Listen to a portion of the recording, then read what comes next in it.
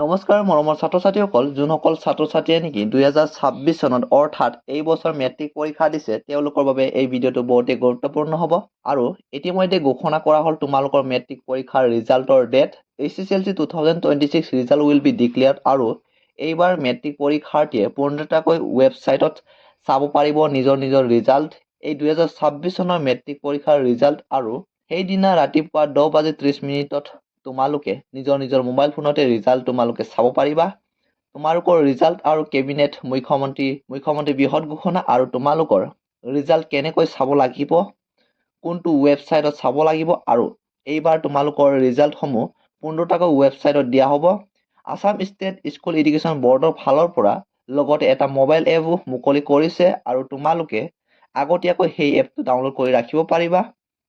লগতে তোমালোকক আৰু এটা কথা কৈছো মৰমৰ ছাত্ৰ-ছাত্ৰীসকল, যিসকল ছাত্ৰ-ছাত্ৰীয়ে নেকি এতিয়ালৈকে আমাৰ এই ইউটিউব চেনেলটো এনিথিং নিউজ আপডেট ইউটিউব চেনেলটো ছাবস্ক্ৰাইব কৰা নাই, ছাবস্ক্ৰাইব কৰি লোৱা আৰু বেল আইকনটো অল বাটনত প্ৰেছ কৰি ৰাখিবা যাতে এনেধৰণৰ জৰুৰী ইনফৰমেশ্যনবোৰ সময়মতে লাভ কৰিব পাৰা। প্ৰথমতে আলোচনা কৰিম যে ৰিজাল্ট যিদিনা দিব, ৰিজাল্টৰ আগত কোনদিনা কিমান বন্ধ থাকিব সেই বিষয়টো আগত আমি আলোচনা কৰি ল'ম। আৰু বহুতো ছাত্ৰ-ছাত্ৰীসকলে আমাক কৈ আছিলে যে ৰিজাল্টৰ ডেট পিছুৱাই নাযায়, আগুৱাইহে আহি থাকে, আৰু সেইবিলাকৰো কমপ্লিটলি ৰিয়েল আপডেট আজিৰ এই ভিডিঅ'টো তোমালোকক জনাম।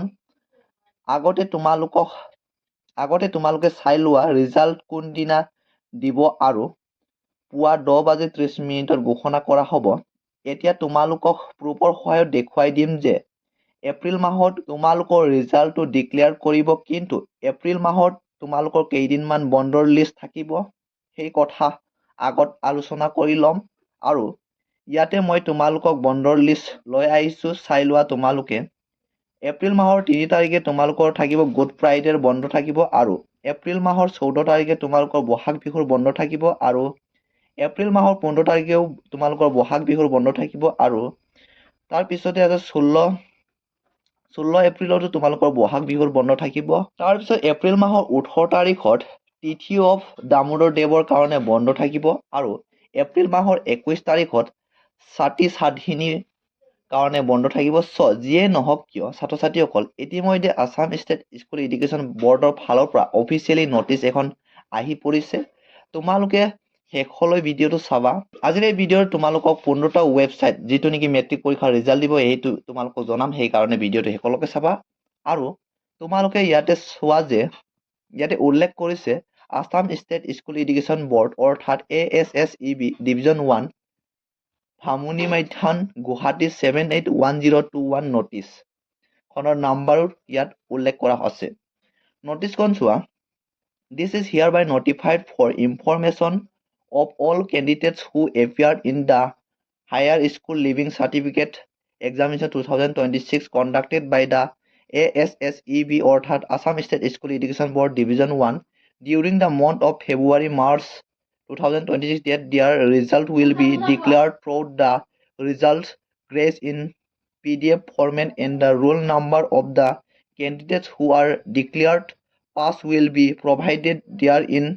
আৰু যিসকল ছাত্ৰ-ছাত্ৰীসকলে এইবাৰ মেট্ৰিক পৰীক্ষা দিছা আৰু সকলোৱে তোমালোকৰ ৰিজাল্ট চাব পাৰিব PDF ফৰ্মেটত, আৰু তাত তোমালোকৰ ৰোল নং দিব লাগিব, আৰু তাৰপিছত তোমালোকে ৰোল নং দিয়াৰ পিছত তোমালোকে এটা চেপ্টাকত এণ্টাৰ কৰিব লাগিব, তাত দেখাই পাবা। তোমালোকে তাৰপিছত তোমালোকে এণ্টাৰ দিয়াৰ লগে লগে তোমালোকে ৰিজাল্টসমূহ পাই যাবা। তাৰপিছত ইয়াৰ তলত উল্লেখ কৰা হৈছে যে তোমালোকৰ ৰিজাল্টত যদি কিবা এটা খেলি মেলি হয় তেতিয়াহ'লে তোমালোকে কপিটো ৰিচেকিং কৰিব পাৰিবা। ৰিচেকিঙৰ কাৰণে তোমালোকে এপ্লাই কৰিবলৈ তোমালোকে নিজৰ বিদ্যালয়সমূহত যোগাযোগ কৰিব লাগিব, অৰ্থাৎ যাব লাগিব।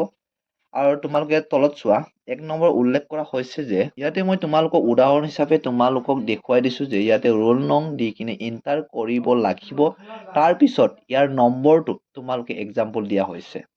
আৰু তোমালোকৰ যিটো নেকি মেট্ৰিক পৰীক্ষাৰ ৰিজাল্ট দিব সেইটো তোমালোকৰ 15টাকৈ ৱেবছাইটত দিব, সেই ৱেবছাইটসমূহ তোমালোকে ইয়াতে চাই ল'ব পাৰিবা। ইয়াতে তোমালোকৰ 1ৰ পৰা 14লৈকে ৱেবছাইট দিয়া হৈছে, ইয়াতে তোমালোকে ৰিজাল্টসমূহ চাব পাৰিবা।